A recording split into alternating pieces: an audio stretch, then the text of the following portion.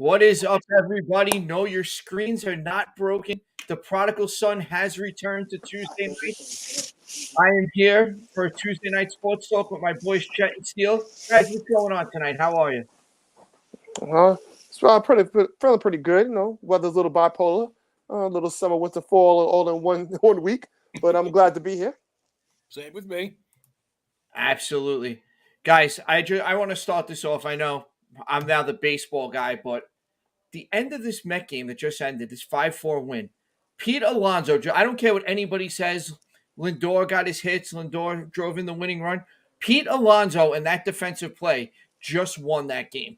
You know, a guy that's been getting knocked early and often for his defense, he came through, saving that error on that horrible throw by Lindor, stayed on the base and won the game for the New York Mets because they wouldn't have been able to score again. That game would have been over. Did you guys happen to catch it before we came on?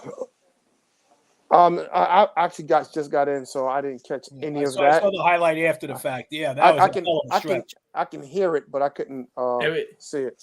I mean, the umpires originally called him safe because the throw was horrible, and that's exactly what it looked like. Yep. It looked like on the original bang bang play that he was out, that he was off the base, the runner was safe, and the run scored to make it 5-4.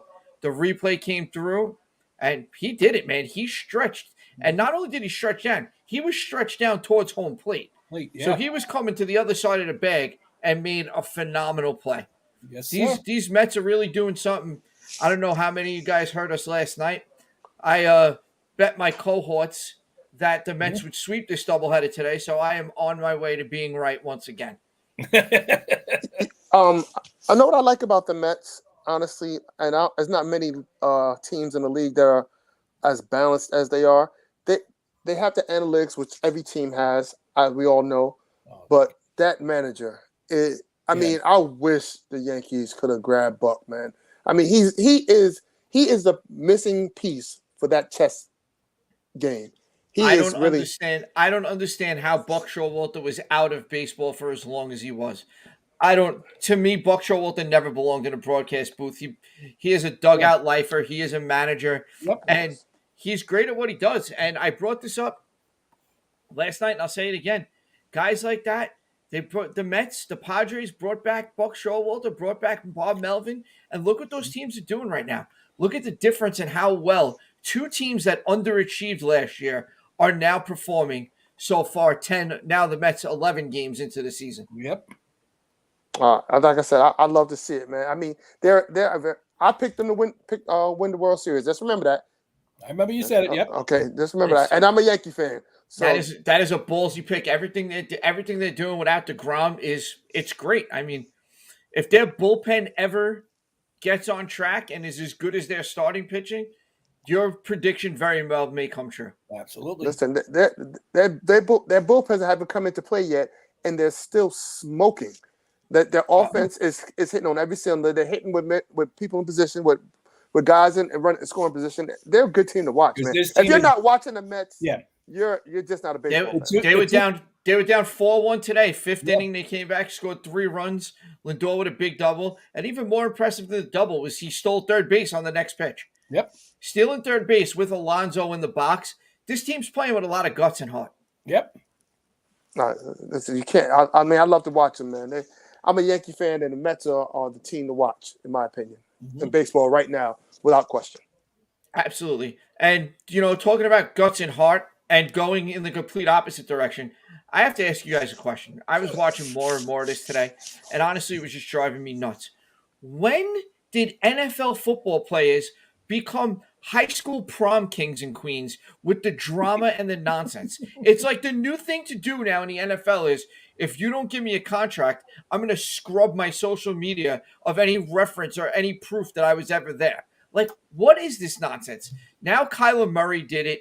A.J. Brown's doing it. Deebo Samuel did it. Like, this is all ridiculous. And it's even more nonsense. They're all going to sign new contracts probably before the summer even ends. And they did all this for nothing. And you know what? The next group of guys next year, they're going to do the same thing. Like, what is this? It's a joke. It's an absolute joke watching it. They think they get everything they want handed to them in a silver platter. And when something doesn't go their way, I got to start crying about something. I get off on social media. Like you said, Billy, these guys are going to sign contracts, without a doubt. Okay. I mean, the big one, as you said, is Kyler Murray. Okay. He's not happy in Arizona. He's not happy with the GM. He's not happy. The coach is happy. He's not happy with the GM. Okay. He's going to get traded. I mean, from everything I've seen, it's pretty much a two-way. It's mutual there because they're not happy with him. Yep. I saw today AJ Green came out and said, "Yeah, we didn't communicate much."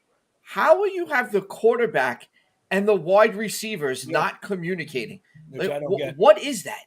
I don't know. If you see the play down the stretch, it all makes sense. Yeah. Oh yes, absolutely. Yeah. That's how that's teams that fall apart. It's emphatically true. It's sad, but I mean, I don't understand how you could do that. How you could have this lack of rapport with your own teammates, and you're going to come in here and demand to be the highest paid quarterback in the game when realistically you haven't done anything.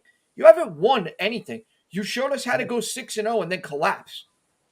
Well, in my opinion, I think in this social media era that we're in right now, these guys feel like they can say anything they want on social media and it's going to gain moss. It's going to roll downhill and they don't get what they want. But you know what? This is the real world. And you know what? Unlike baseball and basketball, football doesn't have that many guaranteed contracts. You know what I mean? So you don't think you're going to get what you want. And if you don't get what you want, you're going to get it somewhere else. You know what? There's guys in football today that played last year, they're not playing this year because they don't have a contract. I think we're gonna see the guarantees change in football. I think Deshaun Watson was the opening of that door. Yep. You know, Kirk Cousins did it years ago, and now Watson.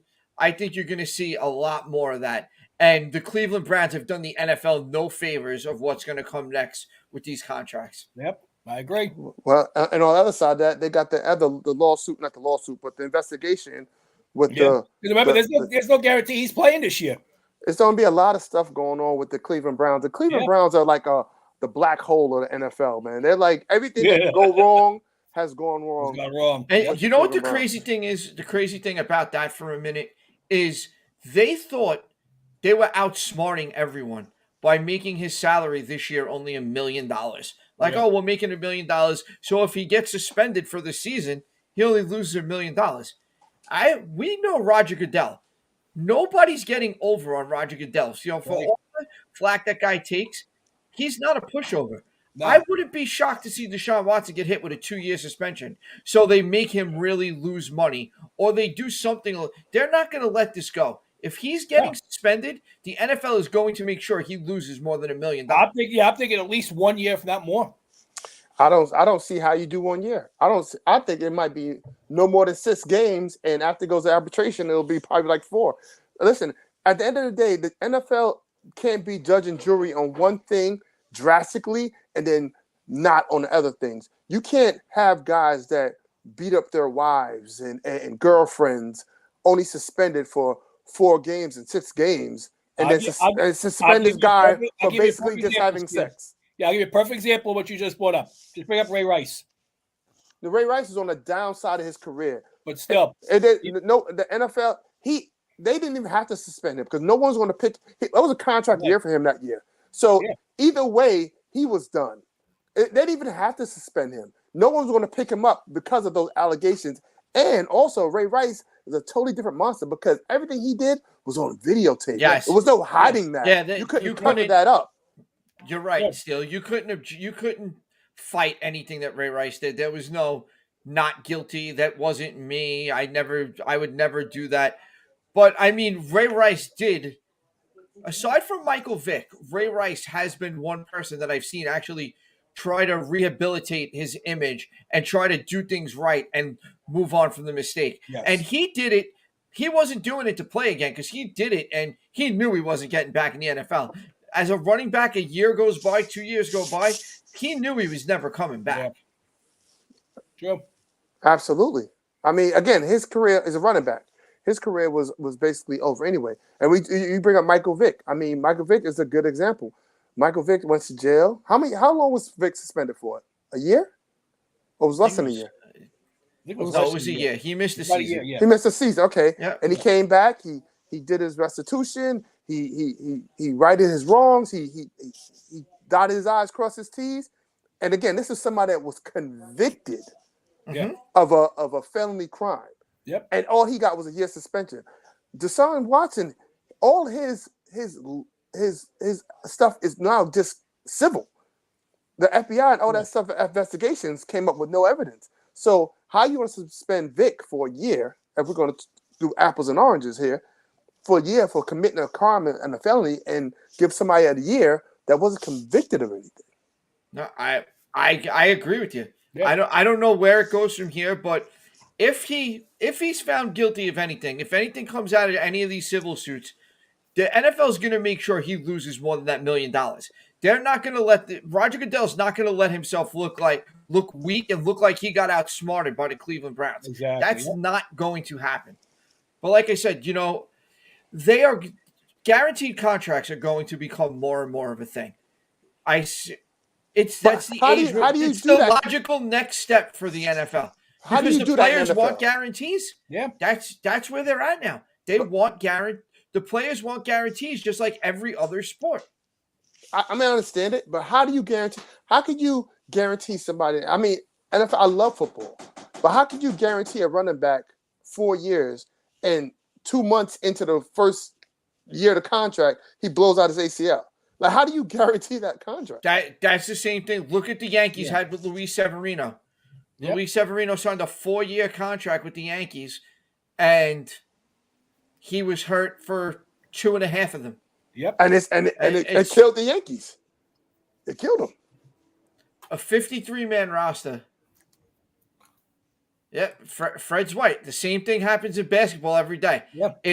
They're not going to get away. The injury bug is not going to have that.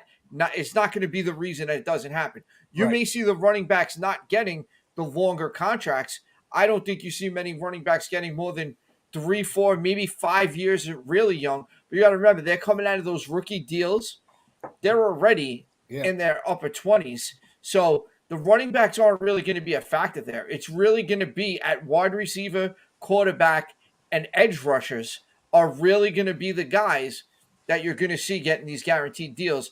And I think it's going to start as soon as next offseason. You're going to start seeing them slowly coming in more and more and more. How does any quarterback not go for fully guaranteed after what Watson just got? Yeah. I mean, how does Kyler Murray say, give me less than a guy that hasn't been on the field over a year? Give me less than a guy who may miss another year. It doesn't make sense. It makes sense. No, it doesn't. Does not at all. I can't disagree. The NFL, I thought the money got was quarterbacks especially, that money, it's always been a next man up type of thing. Yeah. It's been that way for as long as you can remember. I mean, Jimmy Garoppolo got $100 million after playing 5 games. Yeah. Well, I mean, that's my gripe with the NFL in itself. I mean, you pay. Look at you brought up Kirk Cousins. Kirk Cousins did not deserve it. Was it $88 million guaranteed? Yeah, ridiculous. Like, how did Kirk Cousins deserve that type of money? What did he do to deserve that type of money? But on the other side of it, they're paying wide receivers now. So now, if I'm a defensive back, I'm saying to myself, well, I'm playing good defense on this wide receiver. I'm not allowing him to get the ball. Why can't I get paid? Where does it stop? Speaking of corners getting paid, it's gonna. Cleveland just did with Denzel Ward. It's gonna happen. You're gonna see it more and more as the years go on, and I think next year you're gonna start seeing.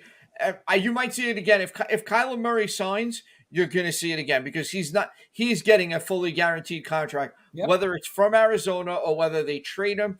Whatever happens, Kyler Murray will have a fully guaranteed deal because no one's taking a step backwards. Right. You think no one at that level. Right. Nobody at that level takes a step backwards. Look at the contracts coming up. You'll have the rookies. You have Josh Allen. You got Burrow. Okay. You got the kid in San Diego. He's coming up soon on the rookie contract. Justin Herbert. None of those guys, nobody at that upper echelon of quarterbacks in the NFL, none of them are taking anything less than a fully guaranteed deal from now on. Oh, I guarantee that. Cleveland has now set the precedent. Yep. It's there, and it's not going backwards, and that's the way the NFL's always been. I agree. I mean, again, if we're talking about I mean, I know I kind of have to agree with you guys because look what Cleveland. Let's talk about Cleveland for a second. What they did to Baker Mayfield, I don't like the guy, but what they did to him was No, just the way totally disrespectful. the And way did they him- handled it was wrong. Yeah, it was Yeah, I terrible. mean, now this guy, he's basically in no man's land. I know they have ties for him to go to the Panthers. I mean, Yep. what, And what's Robbie Anderson doesn't want him there. He's already right? come out and said, I don't want him there. What's he gonna do there? I mean, what's the Panthers picking up? They paid Sam Darnold. They're gonna have to pay Baker if they pick him up. I think the best bet is for Baker to get released. I mean that might be his best alternative because nobody's going to trade for him. Oh, let's take a look at him. It's going to be one of two things. He's either going to get released or Cleveland's going to have to eat a substantial amount of the contract That's exactly to trade him. Yep, I was going to say that. Yep. How can they eat any contract when they are about to pay Deshaun a $1 billion dollars? Well, Baker Mayfield is still on their payroll right now for $18.8 million. Yeah. If they don't do something, he's going to sit home because he's never showing up. He's going to sit home and collect probably $12 million of it after the camp fines that they'd probably impose on him for missing camp, and then he's going to sit home and collect probably close to $12 million for doing nothing, and then he'll be a free agent after this year. But they're going to in this quarterback-friendly league, if he sits home for a year, that's going to hurt him even more. Like you got this is not obviously this draft is not a quarterback-friendly draft, but next year's draft is supposed to be very quarterback-friendly. Yes, next year. So that's going to be 2 years. I'm not a Baker fan. I'm just talking about the fairness of the game and what is going on with Baker Mayfield. If he doesn't get to a team this year, he might not play again. Yeah, no, I don't believe that. I think this is going to be done real soon. I don't see them wanting to go on. They've got enough crap going on with Watson. They don't want this going on too. Yeah, no. I mean, I hope so. On Baker's behalf, I hope that they do the right thing for the young man. He didn't deserve, I mean, he got out there. He played basically half the season with one shoulder. Yeah. He went out there, played hurt. The kid did his best, and they could have at least given him the respect of like the Falcons did with Matt Ryan. Yeah, the Falcons let Matt Ryan know, hey, we're going after him. Yeah, right. Fred's right too. Look, Deshaun Watson. You're saying Baker, if he sat out a year, Deshaun Watson just sat out a year and made $230 million guaranteed. Yep. I mean, but this was a top 5 quarterback in the league before all the. Baker Mayfield was the number 1 pick in the draft 4 years ago. Right, exactly. I can't disagree. Don't get me wrong. Yeah. He is not going to get Deshaun Watson money. He's not going to get in the same stratosphere as that. Not even close. He will play somewhere. I think it's gonna end this year, and he'll be on a team next year too. Yeah. The question is, will he be starting? Depending where he goes. I can't see how he doesn't go somewhere where he's going to be the starting quarterback. Well, again, whoever picks him up, I mean, correct me if I'm wrong, is going to have to pay him. Going to have to pay him his money. Now, how do you pay a quarterback? That's why they're going to wait till he gets released, or Cleveland, if they trade him, Cleveland is going to have to eat a large chunk of that contract. It's not going to work any other way. Exactly. I agree. So just correct me if I'm wrong. If he's released, he's not guaranteed that money anymore? Oh no, if he gets released, they have to pay him. Right. So all the guaranteed money, which I believe in the rookie deal that 18.8 is guaranteed. Yeah, it is guaranteed. So right, they have to pay him, but they have to get him. They have to get him. It goes into their dead money. Most of it. Dead money pool, right? Won't count. All of it won't count against the cap, and that's what they got to do. They have. This will probably be done before the draft. You figure they got at least 2/3 of that contract. Well, let's think about it. I think before or during the draft, this will be done. Could be. He was slated to go to the Seahawks, right? Seahawks. Looking at him. That's they're not looking at him anymore, right? So where is Baker going to go? I don't believe that till he's gone. There's 2 logical spots for him right now, and it's also Carolina and Seattle. And but Seattle's not on the table anymore. I don't believe anyone's off the table until the deal's done. There's 2 other teams I heard today that were possibly going in the market was New Orleans and Denver as possible landing spots. Denver, he's not going to go play as a backup to Russell Wilson. Right. Who's going to pay him Who's going to pay him $19 million to be a backup? I can see New Orleans pay him. But what do you do? He's not going to New Orleans. That could be a worst case scenario for the Saints. What do you do now that you just gave Jameis Winston $28.5 million for 2 years? If Baker Mayfield comes in and beats him out in training camp for the job, then that's not going to happen. Now you got to allow that to happen. He's not going to agree to. He's not going to go in somewhere that he's not going to be given a fair chance to start, and he shouldn't. All right. So who do you think? I mean, because I went down the list. Where do you think he goes? Because Baker at this point, he's a mid-tier quarterback. I think it comes down to Seattle or Carolina. And if he doesn't go there, then he's playing behind one of the top quarterbacks in the NFL as a backup. Fred, I don't know about that. I mean, I wouldn't. I'm not saying it can happen, Fred, but I wouldn't be shocked, man. I would not be shocked if Baker Mayfield beat out Jameis. I'm not saying it's guaranteed. I don't think he's substantially better than him, but it could happen. And then you have a disaster on your hands, paying $14 million to your backup quarterback. Yeah. Well, the way Jameis was playing before he got injured, he was playing top 10 quarterback play last year before he got injured. So I don't think there's no way. It depends on what Jameis you get. If you get the Jameis from last year, I agree with you. If you get the Jameis from 3 years ago in Tampa Bay, I don't know. Yeesh at that point. But listen, I think that all has to do with head coaching. But that's just another conversation. It's not cheap for a backup, though, Fred. I don't believe it's that's a lot. $14 million for a backup quarterback is a lot. That is a lot. But I also think, honestly, I think the Saints are drafting a quarterback, and that's going right into our next topic, the NFL draft, which is coming up in 2 weeks from Thursday night. I think the Saints are going to be drafting a quarterback in the first round, and I think it's going to be Kenny Pickett because I think Malik Willis is going to be gone before they pick. I don't see any surprises either. I think that's probably a solid go. I mean, the biggest thing for us as New York fans, guys, we have 2 Jet picks, 2 Giant picks in the first round. Mm-hmm. Early picks, too. Early picks. And again, I don't see all the early draft shows have said the same thing. And there's not much variation. There's not much people moving up. So I think it's just going to be kind of a simple draft. I don't see any surprises this year. The quarterbacks in the draft?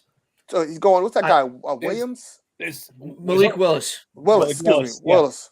I think he's the only first rounder, if there is one in that draft. And who's going to jump up to get him? Nobody. He's going to go 18, 19. I like Malik Willis. I think Kenny Pickett reminds me more honestly of a Mac Jones, where if he gets in the right system, I think he can be a successful NFL quarterback. But if he ends up somewhere where he's just not a fit, it could end up being a disaster. Yeah. He could end up looking like Sam Darnold. Well, I never listen. I mean, I'm a Jet fan, and I didn't like Sam Darnold from the beginning. And I thought in the beginning of last year that maybe I was wrong. But Sam Darnold is just Sam Darnold. He's a USC quarterback. He's just not that good. Like he's an average guy. He's going to be a career backup. I think that's exactly what I was going to say. I think we're going to see Sam Darnold stick around for quite some time as an above-average backup QB in this league that can come like Geno Smith. Geno Smith, I mean, he played when Wilson went down last year. Yep. He played pretty well. He just can't play all season. Give him a couple of games. That he's a fit in the system, though. That's the biggest thing. Your quarterbacks have to be a fit in the system. That's why I love the Giants signing Tyrod Taylor this year. Yes. Because he's a fit in the system. Same type of quarterback as Daniel Jones. So you're not going from one offense to another when you have an injury. Yeah, absolutely. I mean, there's no question. I couldn't agree with you more on that. All right, Bill, I'm gonna let Steele as the Jet fan take this first. Bill says he thinks one of the New York teams need to trade down and get Lindenbaum. Absolutely not. There's no reason to jump down. He's not that. It's nothing so spectacular for you to trade down to get this guy. What jumps off the board to say, okay, I got to trade down to get this guy? Everything the Jets need is going to fall right on their lap right when their pick comes up. Is the guy? What's his name? Tibbs? I can't say. Thibodeau. I was just going to ask you. Right now, Peter Kayvon Schrager. Thibodeau. Peter Yeah, Schrager Oregon. came out with a mock draft today, Yeah. and in that draft, he had Kayvon Thibodeau falling to the Jets at 4. I'll take him all day. I was watching You him have to absolutely all day. And if he falls in your lap, that's what you take. There's no reason to jump. There's nobody that's coming out the draft this year that I feel that you jump out the window for. Hey, I got to go get this guy. I'm gonna give him my draft pick to get him. That guy Tibbs, I was watching some film on him because people were talking about. I said, looked him up. He looked real good to me. I don't see why anybody would do anything, especially to jump out the window. Not the Jets. They don't have to. There's nothing out there that would make the Jets or the Giants jump. Well, the one guy I want as a Giant fan, okay, in the worst way, is Ahmed Gardner, the cornerback from Cincinnati. Sauce Gardner, absolutely. Right now in the mock draft from today, he's going to the Giants at number 7. Right, because they're looking. That would be a phenomenal add to the defense. The mock draft hasn't changed in 2 weeks, 2-3 weeks. It's been the same. And the first pick I think they're looking at too is the offensive tackle for Mississippi, Charles Cross. Yes, that are both that in the latest mock that is who they have the Giants taking, Cross and Sauce Gardner. I mean, Sauce Gardner and Wink Martindale's defense. You see what Wink Martindale's done with his corners and safeties in Baltimore. That would be an outstanding fit. I love Gardner. If Gardner's gone before them, I'd even take Derek Stingley Jr. from LSU. I would. Yeah, Bill, I get it. An Oregon defender that hasn't disappointed in the NFL, but you can't hold that against it. Thibodeau is good. Go on YouTube, look at the highlights of this kid. He's definitely worthy of that number 4 pick. I'm sorry. But where are you going to play him, though? He's sort of a light defensive end, like 240. Would you play him as an outside rushing linebacker? Listen, in today's NFL, it's not big and bulky, baby. It's speed. Yeah. As long as you got speed, and this guy has speed, that's all you need. He's going to be on the edge. He's going to be on the edge there, no doubt. Robert Saleh's system, he'll be right on the edge. Here's the biggest question. I know we have Fred out there. Fred's a big Jet fan, I know. You have Steele. What are you guys looking at as number 10? What do you want 10? I personally, I know. What's the kid's name? What's this kid's name? From where? Give me a minute. I'll talk while you figure it out. I think the guy they should take at number 10 is Garrett Wilson, the wide receiver from Ohio State. No, that's too early. He's an outstanding athlete though. But I think we should pick up somebody in free agency for wide receiver. If he falls in the lap, I wouldn't have a problem with him because like I said, he has outstanding hands. They was talking about him the other day too. But what's the kid's name? I think this might be the guy you're talking about. I think the Jets need to roll the dice at 10 and draft Jameson Williams out of Alabama. Ooh, okay. Look. He's coming back. I have it in my. I was scrolling because I was taking notes, and as soon as you said look who's showing us. Look who's here. Who's that? Oh, Luke. Lou. Look who showed up. God. Anyway, we love you, Lou. No, we don't. Jameson Williams is coming back from ACL surgery, but I'll tell you right now, that is a number 1 receiver right there. I can see it. Well, I mean, why not? Him with Elijah Moore, Davis, Braxton Berrios, right there, Zach Wilson has the weapons he needs to succeed. Can he succeed? Is the question. Right, exactly. You said it. Can he succeed? I've believed in Zach Wilson since last year, and I still have nothing has made me waver off it.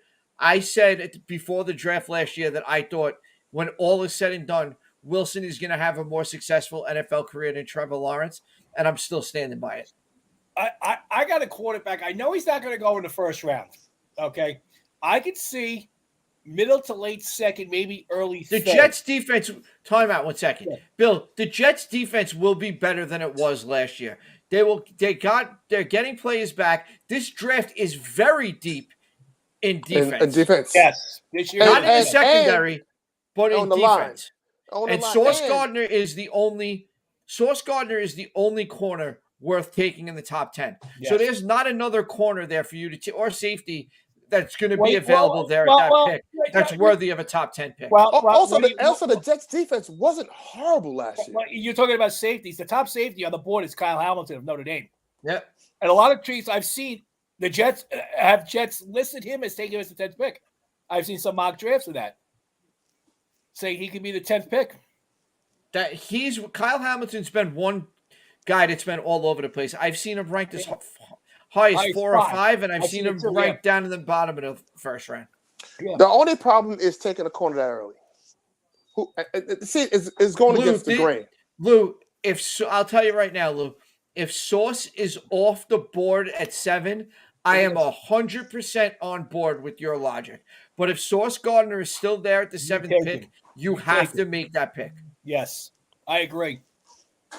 Unless you're hiring Steele too. Other than that, I would sit there and trade down. Sauce Gardner is the pick at 7 if he's there. Yeah. There's not – that card should be up before Goodell finishes announcing the 6th pick. Was that the 6th? Well, here you go. Yep. As soon as the name announced at 6 is not Sauce Gardner, that card should be on the pulpit waiting there. They should be running up to that stage. Again, with the holes the Giants do have to fill, if he's not there, I am totally on board with trading down and stocking up. Yeah, absolutely. I mean, I feel like every team needs the New York team, both need edge rushers, right? So you pick up a good edge rusher in the early in the draft, and you're going to have a successful team. But this draft is very deep in edge rushers. Yeah. You will get starting caliber NFL edge rushers in the second, third round of this draft. Yeah, I've seen in mock drafts as many as 7 defensive rushes going in the first round. In some of mock drafts, I've seen 7 of them without a doubt. He wants Evan Neal. Bill wants Evan Neal at 5 and trade down from 7. Bill wants to have a Bill Belichick draft and just start trading all over the first round. Listen, Bill was very calm last year. Actually, every pick fell right to him what he wanted. Yep. So it wasn't like he even jumped to get in right last year. I mean, Cross, apparently this kid is rising up a ton of draft boards, and I'm gonna use Bill Waters' logic back on him for a second, and how he just said name an Oregon Ducks defender that succeeded in the NFL. Name a Mississippi State offensive lineman that hasn't succeeded in the NFL that's been drafted in the first round like that. He's coming from a great program with a history of developing offensive linemen. Yep. I agree. To me, everybody bet the Patriots right now to win the AFC East, please. Oh, here we go. I'm gonna go on DraftKings right now. I'll tell you what they are right now. He's saying the Patriots are not gonna make the playoffs. Listen, Lou, we just took your face off the mush, bro. Come on. Right, come on. I mean, the one thing I will say, it's not going to be as easy for them as it was last year. No, absolutely not. Miami is a very, very much improved team, and Buffalo is the best team in that division. Hands down. Yeah. Without question. There's no cakewalk. They're going to get in because as long as the Jets are the Jets. And Miami. I'm sorry. No, Miami's going to be better. Miami's going to be better. If the Jets get a number 1 receiver, I think the Jets can play themselves in a where the Patriots aren't that much better than the Jets. I don't know.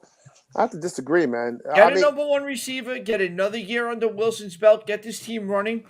On paper, the Patriots are not that much better of a team than the New York Jets. You know, Zach is going to have to have a career. I mean, Fred wants Debo on the Jets. Debo. So does every Jet fan in America, Fred. Listen, the 49ers they don't want to pay him. But anyway, that's just another conversation. Yeah, right. Kyle Shanahan will strap himself to the front of Debo Samuel's truck before he lets him leave San Francisco. Because, I mean, honestly, what is he? What is he? Debo? Yeah, what is he? Is the ultimate gadget player in the NFL That's right what I'm saying. Exactly. Like, what is he? So, what is he? That's the word I'm looking for. What bracket does he fall into pay wise, because Oh, you have to. He belongs in the top of the wide receiver pay chart, the same way Tyreek Hill did when Tyreek Hill was the ultimate gadget man in the NFL. Remember, Okay. that's what Tyreek Hill was Yeah. at this stage in his career. Bill, you have to hear about offense. The NFL is an offensive league now. Yeah. They need to be able to score with these teams as well as play defense. You can't go out there with a bad offense and expect to do anything. True. Very true. I mean, how many defensive holding calls are we watching every game? Like, it's all about way too many. offense. Yeah. Well, it's all about offense. They're letting Yep. you can't do anything to these wide receivers, and the tight ends are even worse. Like, they're running rapid.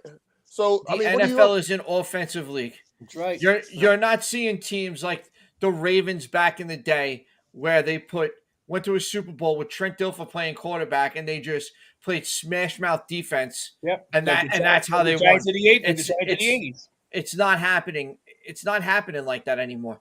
It's not good television. You want to beat the Kansas City Chiefs. You want to beat the Buffalo Bills. You want to beat the Chargers, the Raiders, probably now the Broncos. You want to beat these high-powered teams. You got to go out and score with them too. Not only do you have to stop them, but you got to score with them. True. Speaking of teams that do not score, let's get into the Brooklyn Nets. Is it a scoring thing or is it a lack of defense? We can talk about that all day. It's all of the above. It's all of the above. Chet, Yes, I'm sir. just going to let you go for a minute here, pal. The floor is yours, Senator.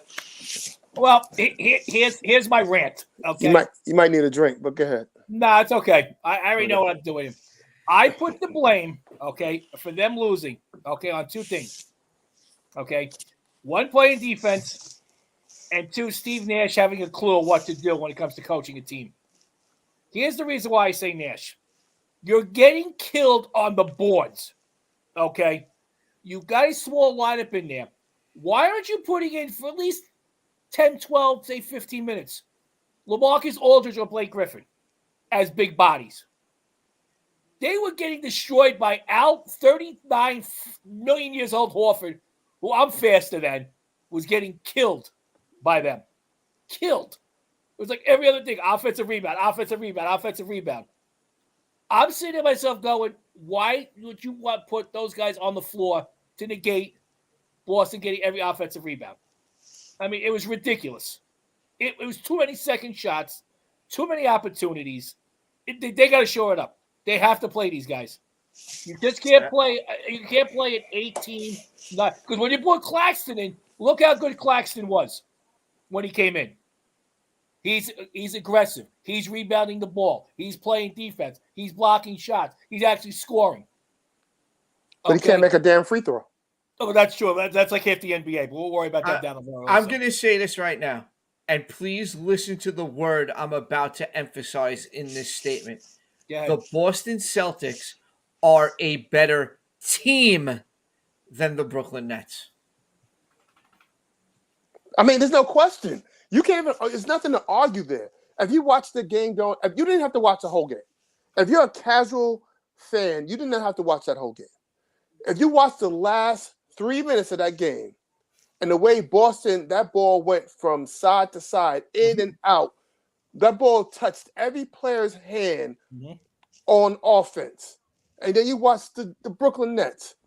Kyrie dribbled the ball for the first. He looked like Julius Randle, except he could score.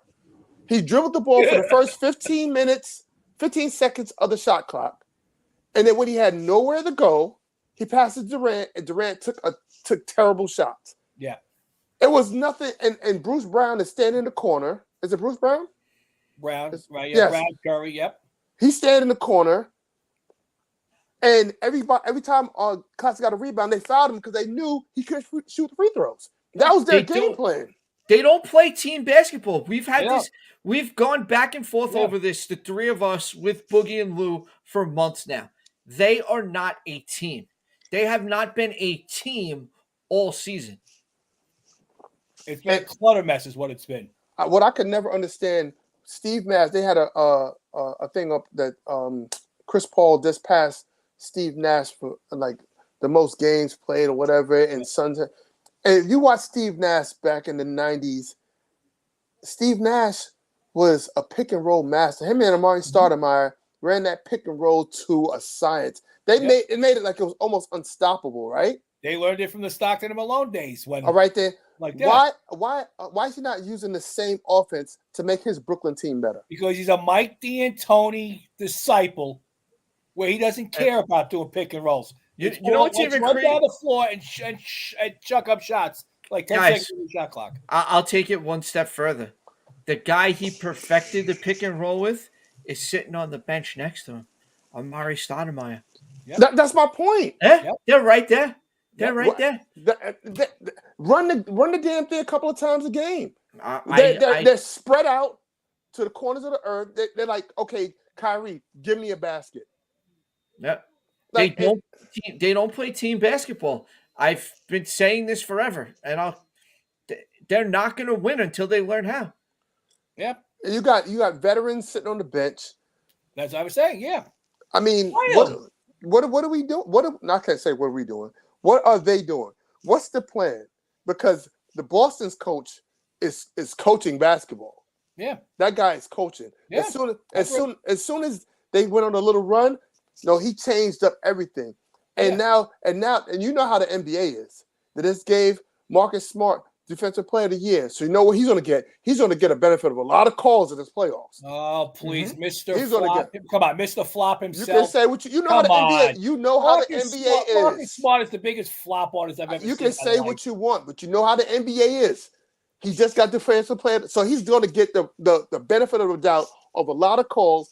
And the way he was playing KD, they're gonna allow him to be all underneath KD and make him uncomfortable. Where usually during the season that would be a foul. They're gonna let him get away with all that nonsense. And guess what? That's another thing I want to bring up with all the playoff games I've been watching, not just the Nets. I've watched every single playoff game so far. Okay, the officiating is horrible, and I mean horrible. Is it horrible or is it correct? I feel like I am watching back with the Knicks and Bulls series. A lot of these teams from the 90s. But is it horrible or is it correct? That's my question. Is it horrible or is it correct? So it's not correct. It's horrible. So you like not being able to touch an offensive player? I don't want, no. If you want to do it here and there, but it was. Come on. I'll give you a perfect example. Coming down the stretch, KD's posting up inside. Okay, I think it was I think it was Tatum actually. Okay, Tatum was basically mugging him. Okay, for at least 10 seconds off the shot clock. Nothing called. So that's the biggest problem. That's the biggest problem with fans.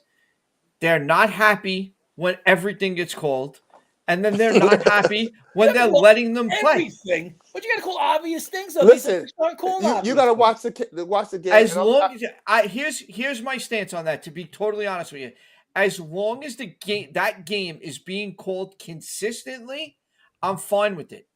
I'll say that about officiating anywhere. Major League Baseball, you have a bad strike zone. You have a bad strike zone for both teams. Fine, I'm okay with that. Don't do it one way. As long as the calls are not going in one direction, I'm totally okay with that. And I think be consistent, and that's all you can ask for. And I think they were consistent calling those fouls and letting them guys play on both ends of the ball. I agree with you. So they let both teams play. And the coach, and that's what a good coaching staff does. They adjust to what the referees is giving them. Same thing in baseball. They make the adjustment to the strike zone. If if Brooklyn does not make the proper adjustments to the way that these referees are calling the games, that's on them. That's not on the referees. I agree with it. You ever pay attention to a baseball game, watch a catcher up at bat get struck out on a questionable pitch. He turns to the umpire and goes, make sure we get that pitch too. Yeah, all the time. That's all. That's all that they ask for. Make sure we get that pitch too. And you know what? When they do get that pitch, nobody's complaining. When they know, there's umpires out there. A lot of these guys know the umpires. Oh, this guy's got a high strike zone. Yeah. This guy calls low ones. This guy calls them tight. As long as they're consistent, I don't have a problem with human perception being different in opinion. But you can't let it get out of hand either, though. I have a funny feeling the way this is going, and if they keep calling it like this with these no calls, there's going to be a fight in there. and I can see it coming very easily. Honestly, who on the Nets is going to fight? Kevin Durant ain't Durant fighting will. nobody. Durant will. Kevin Durant is. He's not fighting. He's not He'll fighting. pull another hamstring or something if he tries to fight. He's not going to fight. If he had like a Marcus Smart or something on the team, I'd be worried about it. Or the Morris Griffin brothers. off the bench. Let Griffin start some problems. You know what? That's Kyrie's not fighting anybody but the fans. Oh, that was great. That was great. I loved it. Oh, I'm glad you brought that up. I got to bring that up. It's not great. What he did was he proved he does not have the skin to be the person he portrays. I'm going to say this in Kyrie's defense. You know what? It's certain things that trigger people, and I'm to the T. You can say I suck.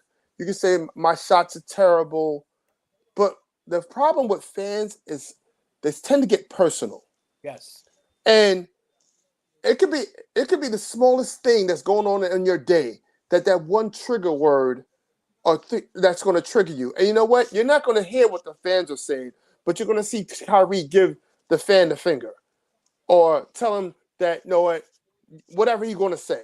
And I feel that's so unfair that we can see everything that the player is doing or saying, but we have no idea of the vulgarity and the unnecessary taunting that these fans are doing. These fans are hitting an all-time low. I have no problem with booing. I have no problem with telling a player that they're terrible. Right. But when you start talking about people's families, that's people's religions, people's they were talking about what he was doing for Ramadan. Like, come on, bro. Like, certain things you got to stay away. It's not a part of the game. That's all I'm saying. It's totally classless. Yeah. But you know what? It goes with the same thing that we were told as children. I tell my child now, 2 wrongs don't make a right. Exactly. No, you're right. Exactly. And as a multi-million-dollar professional athlete, face of the NBA, like he is one of the faces of the NBA, whether we like it or not. You have to be better. You're held to a certain standard. I mean, there was a guy in the USFL yesterday that got cut because he told the kitchen staff he had a problem getting served chicken salad instead of the pizza he wanted, and he was cut for that. I heard about that. Yes, they're holding these people to a standard, and Kyrie Irving is held to a standard, and I don't see when he ever lives up to the standard he's held to. I agree 100%. He has not held his end of the bargain in a very, very, very, very long time. If he ever has anything, I mean, that's my gripe with him. He's all hype and no show. He's all about himself. Like I say, he's all hype. He hypes himself. Like the other day, he dropped like 30-something points, and everybody was hyper. Oh, he's going through Ramadan. How's he doing it? This and that. You know what? He's able and has the capability of doing those things. He just doesn't show it to us enough. We'll see that Kyrie today, and then we won't see him again for another week. And then he'll have some kind of crazy the earth is flat theory, and it throws us all off. And then we're like, well, who are we dealing with today? Like, I mean, he's not that guy. And that's why I get so upset when people talk about LeBron James. LeBron James has been so even keeled for so long. And know what? He's noticing now. I think he's falling into the trap like these other players. You can't say nothing to LeBron without him crying. You can't. No, he's talking about the fans. LeBron wasn't doing these things before. This was kind of throwing me off. I don't know if this is the new NBA. I don't know if this is what they're doing now, like how they're doing with the NFL, with these guys putting stuff on Instagram and taking their teams off and all this extra stuff. I don't know what's going on, the social media thing, but I just want to stop. Play the game. I'm with you. And with LeBron James, everything is just so not real that I wonder if he was doing these things and we just didn't hear about it. Yep, swept under the rug, pretty much. I mean, again, that could be true. I mean, Jordan was doing a lot of crap back in the days that no one knew about until after the fact, too. So, I mean, there's a lot of things we probably know about those guys that we always constantly compare him to if there was social media back then, too. We've been murdering Jordan. Exactly. Jordan, Barkley, a lot of those guys wouldn't be held on the pedestal that they're held on now. Well, speaking of Barkley for 1 second. Go ahead. You know what? he's really annoying me. Because now you finally realize that? now at first I thought he was a little comical, but now he's really annoying me. Because now he's talking about how people that suck and don't know how to play the game of basketball. Yeah. The man that refused to come to camp in shape. The man that demanded trade after trade, refused to play, is going to talk about people suck? Shame on you, Barkley. Like, come on, bro. I mean, I know Shaq is trying to defend the players, and Barkley's trying to act like these guys are terrible. Like, come on, Barkley. I mean, you were 6'4", and you got away with everything, and you never won anything. Right. Stop it. Like, he's getting on my nerves now. But I'm sorry. I digress. That's right. So so about the rest of the playoffs, what in your opinion, so far that you've seen that the teams that look good right now in the playoffs? I mean, can you not give it up to Dallas right now, being 1-1 without Luka? Yeah, I was surprised at that. I mean, who once they saw Luka was out didn't think Dallas was going to be down 2-0 right now? I was one of them. Yeah, absolutely. One of them. You know what? I'm going to say the opposite. Utah's not impressive to me.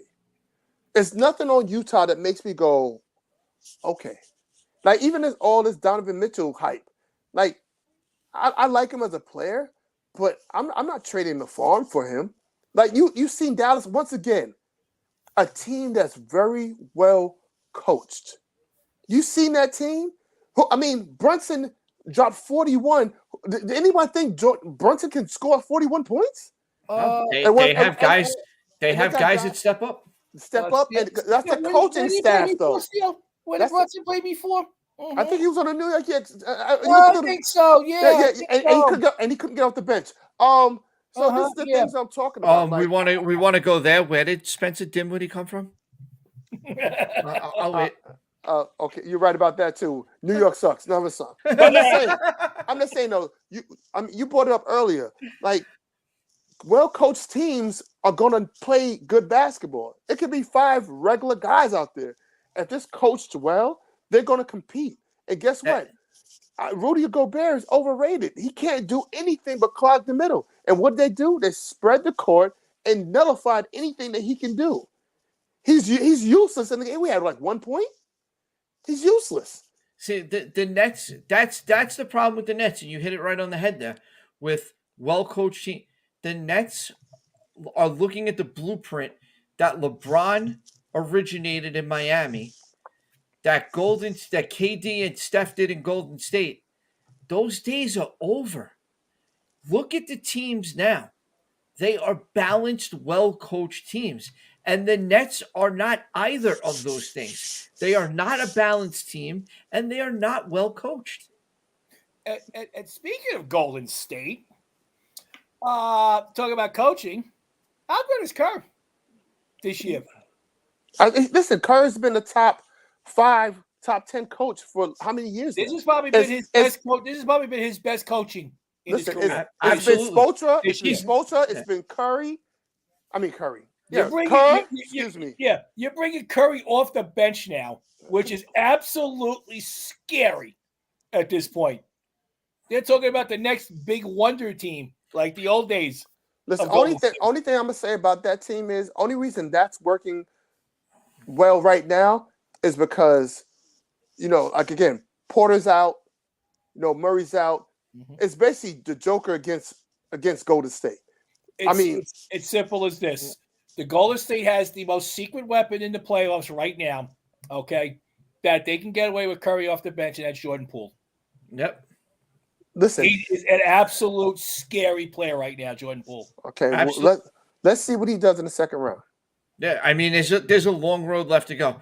But, Steve Kerr was never going to get nobody was ever going to acknowledge how good of a coach Steve Kerr was until KD was gone. The same way nobody ever talked about how good of a coach Spoelstra was until LeBron and Bosh were gone.